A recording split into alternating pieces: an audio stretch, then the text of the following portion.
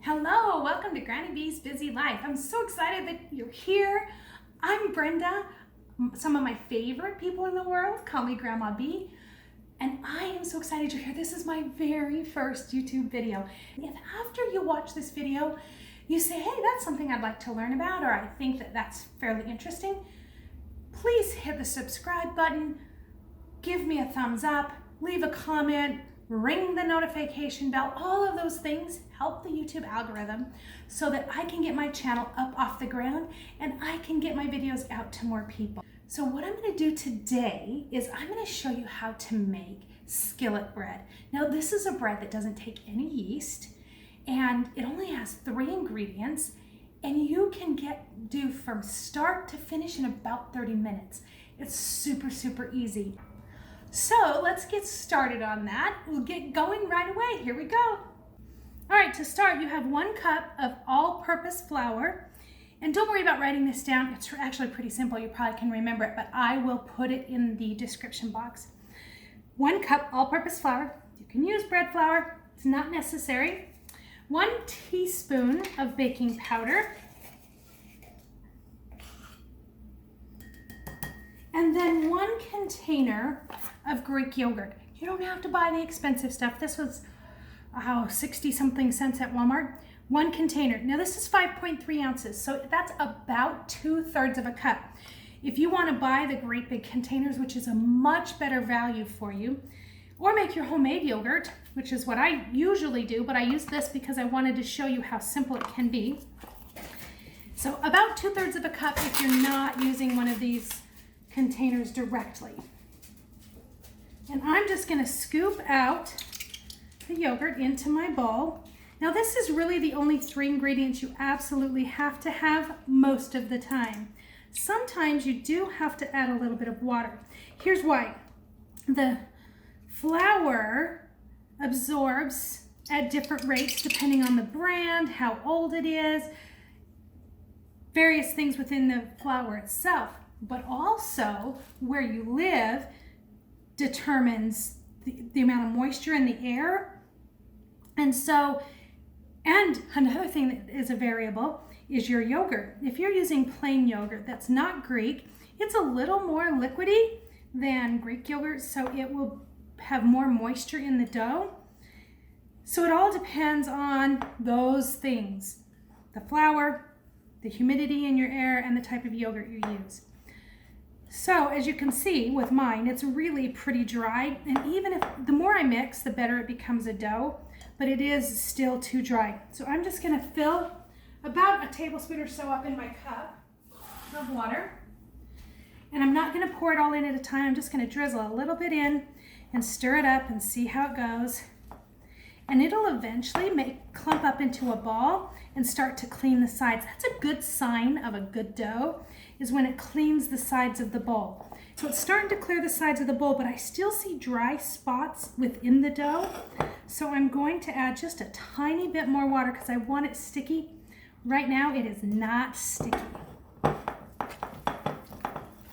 There we go, a little bit better. All right, that's looking really good. And it doesn't need much mixing. Part of the magic of this dough is that it's just easy. You don't have to do a lot. So it looks like this. It still is pulling away from the side of the bowl, but you can see it's still pretty sticky. I want that. I don't want it so sticky that it pulls and hangs onto the spatula, but sticky enough that it's still tacky. All right, I'm just gonna let this rest for about 15 minutes. And while it's resting, I'm gonna cover it with plastic wrap. That keeps it from drying out. I don't want any crusty bits on the top of my dough. So I'm just gonna leave that for 15 minutes and I'll come back and show you what to do next. All right, it's been 15 minutes and I had a pretty crazy 15 minutes. So let me get this off, it's kind of loud. While I was cleaning up, getting ready for this, while this was just sitting, I had that little cup of that yogurt cup with water in it, and I picked it up, forgot there was water in it, dumped it all down the front of me. I had to go wash this shirt out, throw it in the dryer real quick so you wouldn't know I spilled on me. And now here I am telling you I spilled on me. So I'm back. going to take this dough and I'm going to dump it out onto my mat. Now you don't have to use a mat. I use a mat because I have a tile countertop and I don't like dealing with the grout joint.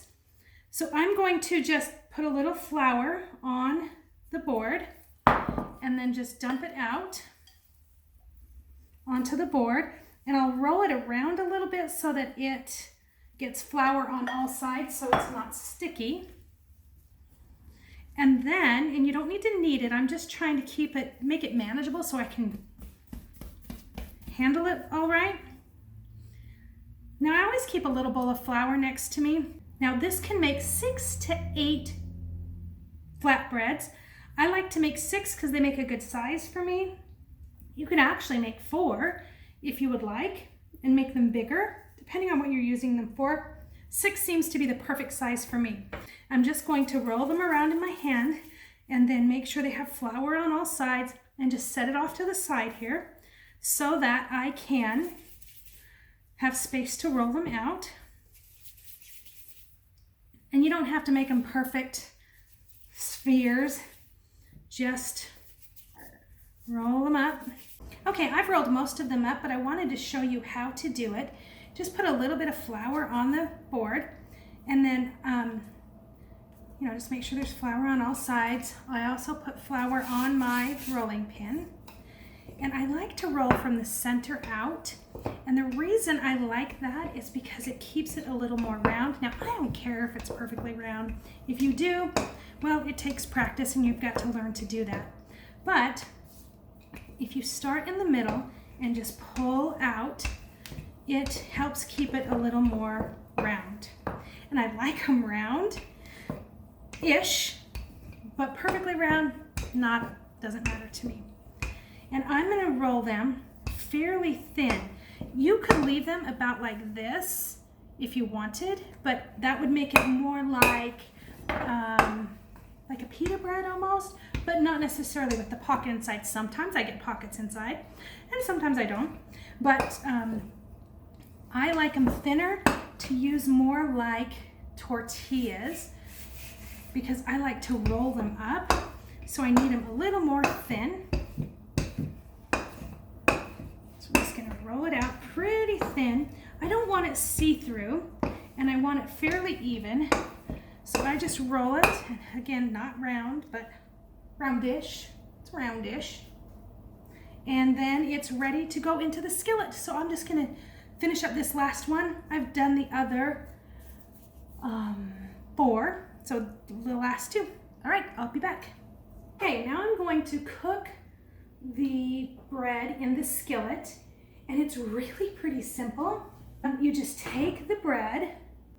I like using cast iron. You can use a non-stick skillet or a stainless steel. I don't know a lot about stainless steel skillets, so I'm not sure how well they work, but it does work in a non-stick skillet also. And I just lay it flat on the pan and just let it cook until it bubbles up on top, and then flip it and then move it to the plate. That's it. That's all you do. So let me just give it a second to bubble up. It only takes maybe, 30 seconds, 45 seconds to start bubbling up. You start to see now that there are bubbles forming on top. I want the bottom to have that classic brown bubbly spots. Okay, it's looking good. You can see bubbles in multiple spots. And so I'm gonna just tip it here and see, flip it and see. Oh yeah, looks good.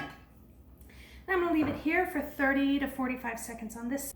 All right, let me just double check here. Oh, it's looking good. Not quite done. I can tell it's not quite done because there's some spots that aren't the same color as the other spots. I just give it a couple more. Look how much it's puffing up. That tells me that there are air pockets inside, obviously, and then it's cooking it from the inside because the air in there is heated up. So it's cooking it both from the heat from the pan and the heat of the air. Let me flip it over. Oh, it looks beautiful. Look at that. I love it. Okay, so now I'm just going to move it to another plate and cook the next one. And I did stack these all on top of each other, but because they were rolled with flour, it's not that big of a deal. Now notice I'm using a dry skillet. I didn't put any oil in it or anything like that. You can cook it in oil. It just changes the consistency slightly. I like it without oil because it gives that crust on the top. So I'm going to go ahead and finish up all of these bread and all 6 of them, and I'll come back and show you how to use them. I just wanted to show you what's happening here. This one is puffing up all the way around. This one can be used like a pocket bread. You could slice it down the middle and then open it up and shove all of your, and stuff all of your fillings inside. Lunch meat, cheese, lettuce, tomatoes, all of that. As soon as I take it off though, it's gonna deflate. But that pocket is still in there. Not all of them will have pockets because of just the nature of the dough, but that one did. All right, here is the stack all finished. They're so beautiful. I love all of the little brown spots on them. They give it great flavor. And these are, you can see they're fairly soft so that I could fold them in half and stuff them full of, you know, lunch meat and make like a sandwich with them. I can lay them flat and top it with peanut butter and jelly and put another one on top, or even put peanut butter and jelly on one side and fold it in half. You can also roll them, so put some refried beans and some taco meat or something and then just roll them up. They're thicker than a tortilla, but they still work just like tortillas. You can make quesadillas out of them, but I'm going to show you my favorite way to eat them. Okay, so the butter's melting, and in the butter, while it's still melting, early on, I want to put some garlic. Now, I cheat. I'm using this kind of garlic, just the chopped up in the container. You can use fresh garlic if you want. It's actually better with fresh garlic, but this is one shortcut I always like to take. So I'm just going to put a little spoonful in there. I don't have a lot of butter in there, so I'm not worried about it. I have 4 tablespoons of butter and about a teaspoon of garlic, which is about like 1 small clove of garlic if you're using fresh garlic. Then I'm also going to add about a tablespoon or so, let me put it in my hand and show you, about a tablespoon or so of chopped parsley.